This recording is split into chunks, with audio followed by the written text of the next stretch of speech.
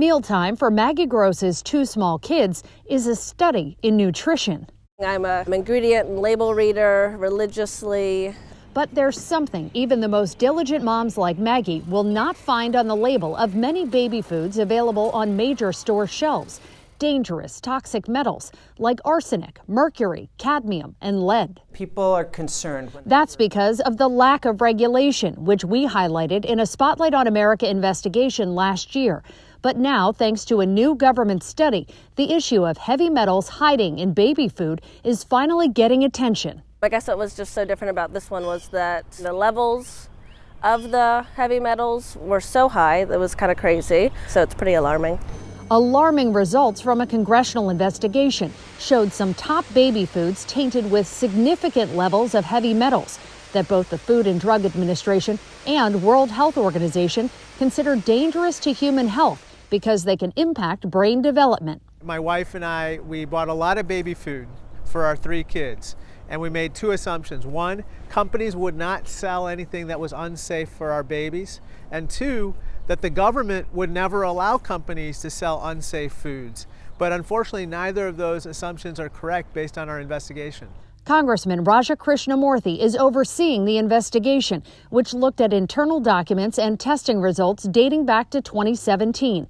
That data came from 4 major companies: Happy Baby, Earth's Best, Gerber, and Beechnut. The company's own materials showed they were all aware arsenic, lead, and cadmium were present in their baby foods. Documents showed the level of heavy metals in some baby food greatly surpassed allowable amounts set by the FDA for bottled water.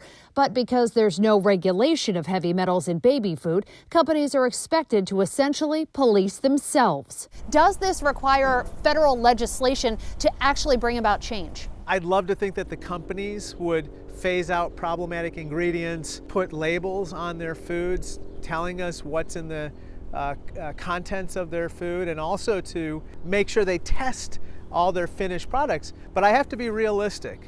That's why Krishnamurthy and Democratic colleagues in the Senate have proposed the Baby Food Safety Act. It would create a step-down approach to lower exposure to heavy metals by establishing limits that get dropped further and further over the next 5 years. It would also require companies to test their final products and post the results online. Thanks to the congressional report, parents can see some of that information now, although investigators say Walmart, Campbell's, and Sprout refuse to cooperate. Do you feel like they have an obligation to respond? Yes. And what does it say that they didn't? I think they're taking a nonchalant attitude toward a very serious topic. Although the report said Campbell's, which until recently owned the Plum Organics brand, didn't cooperate, the company refuted that, showing us the internal data they say they shared with Congress, which showed some of their baby food did contain some of the heavy metals the congressional investigation is raising flags about. They say they place safety above all else and emphasize something we've heard from the other companies, that certain heavy metals are naturally present in the environment and we should all work to limit their exposure. We also reached out to every other company named in the report. Those that responded told us safe products are a priority and they're committed to working with the FDA to set future guidelines. Happy Baby specifically disputed the congressional report, calling it inaccurate, saying it used only select data and lacks context, telling us their products are safe and rigorously tested. For now, moms like Maggie Gross say they don't know exactly what's in the food their little ones eat, and that needs to change. I mean, there should be like public service announcements almost, I feel, about this sort of thing, because it's easy to go to the stores and buy those things, and again, people just have no clue. So yeah, the FDA definitely needs to step up and do something. I'm Josie Sturman for Spotlight on America.